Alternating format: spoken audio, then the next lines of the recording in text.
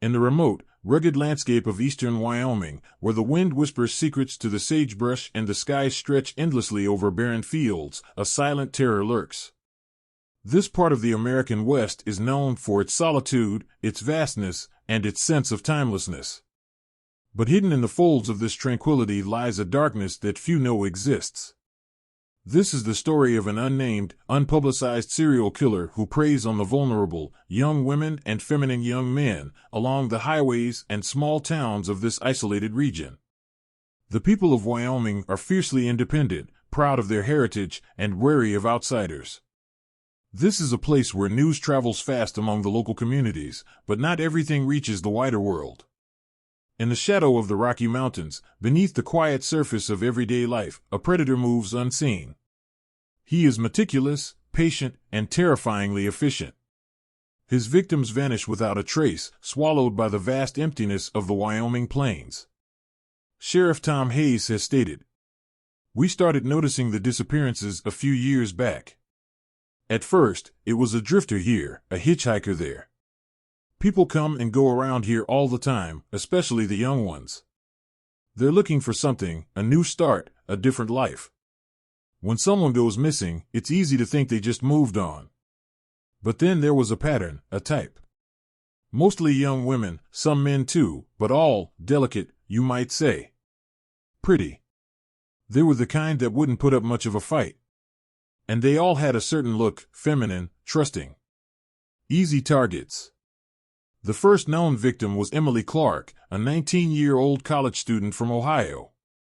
In the summer of 2017, she was hitchhiking her way to California, eager to start a new life away from the confines of her small hometown.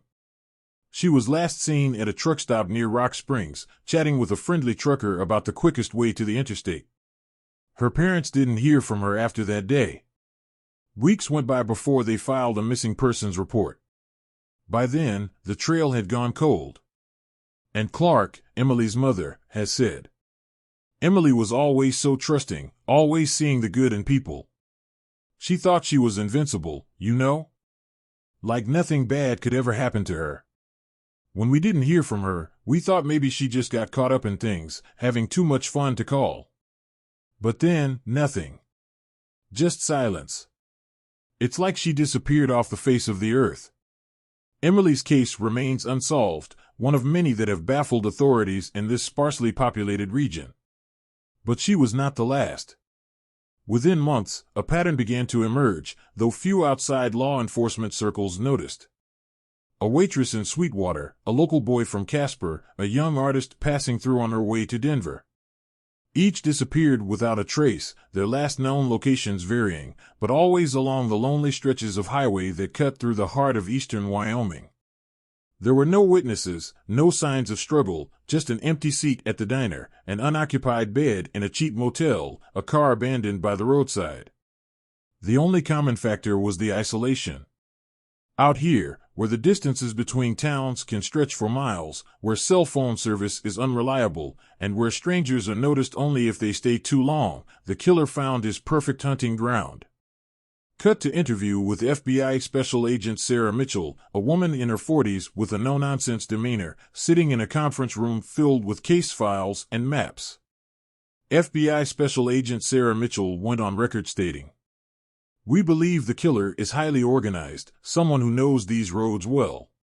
He's careful, methodical. He chooses his victims with precision. They're young, often traveling alone, and usually vulnerable in some way, emotionally or financially. They're looking for help, and he offers it. That's how he gets them. He's charming, disarming. He makes them feel safe, right up until the moment he doesn't. Despite the growing number of disappearances, there has been little media attention. In a state like Wyoming, where the population is sparse and the wilderness vast, missing persons cases are not uncommon. Runaways, drifters, and the occasional fugitive often pass through, never staying long enough to leave a lasting impression. But this killer has a pattern, a signature, though it's subtle and easy to overlook. Most of the victims were last seen accepting rides from strangers, sometimes at truck stops, other times at gas stations or diners. Witnesses, when there are any, often describe the same thing: a man driving an older model pickup truck, sometimes alone, sometimes with a friendly smile that puts people at ease. But his face is never remembered, his name never known. He's a ghost, blending in with the scenery, part of the everyday fabric of life along these highways. Truck driver Jack Roberts said, "I've seen a lot of people come and go on these roads. A lot of folks looking for a ride, looking for a way out. You learn to trust your gut out here, and my gut's been telling me something's off. There's been talk among the drivers, whispers about someone picking off hitchhikers. Most folks don't believe it, though.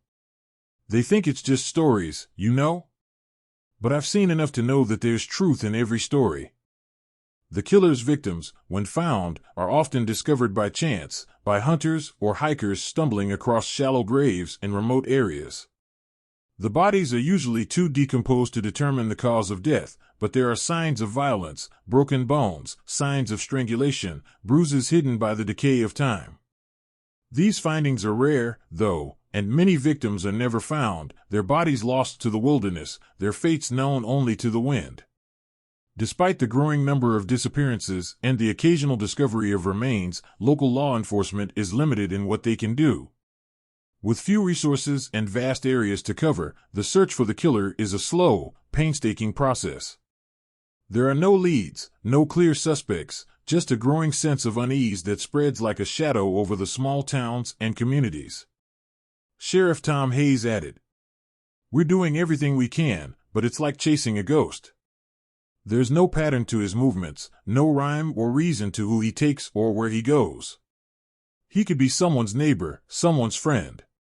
Hell, he could be someone sitting in this very diner, and we'd never know. That's the scariest part.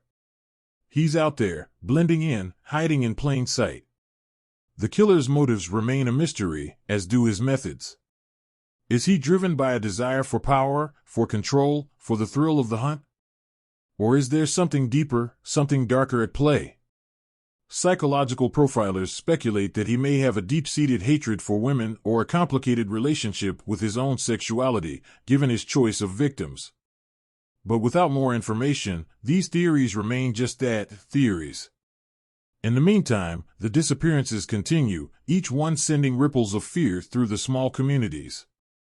Parents warn their children to stay away from strangers, truck drivers become more cautious about who they pick up, and those who travel the highways keep their doors locked and their eyes open. But the killer remains elusive, slipping through the cracks like water through a sieve. Local woman, Mary Johnson spoke, "My nephew, Jason, he was just a kid. He'd had a rough time, sure, but he was getting his life back together. He called me one night, said he was going to the store, and that was the last I heard from him. I can't stop thinking about what might have happened, about where he could be. It's like a nightmare I can't wake up from." As the investigation drags on, frustration grows. The families of the missing are left with more questions than answers, haunted by the not knowing, the endless waiting. For them, justice and resolution may likely never fully come.